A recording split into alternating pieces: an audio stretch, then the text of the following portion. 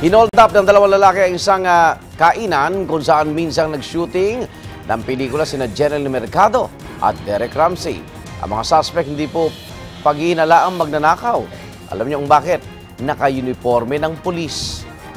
Narito ang report ni Athena Imperial.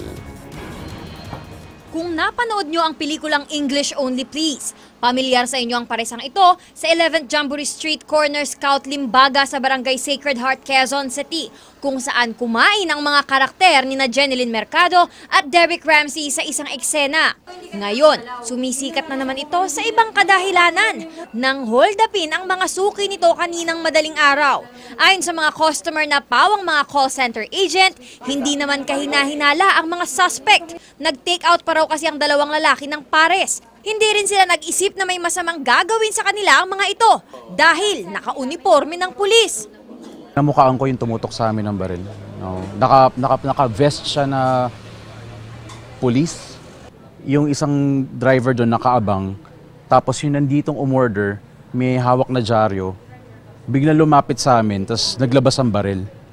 Nasa 70 mil ang halaga ng mga gamit na kinuha ng mga salarin sa kanila, kabilang ang kanilang mga gadget, wallet at susi ng kotse. Ang cook ng parisan, kitang-kita habang isinasagawa ang pang-hold up, pero wala raw siyang nagawa.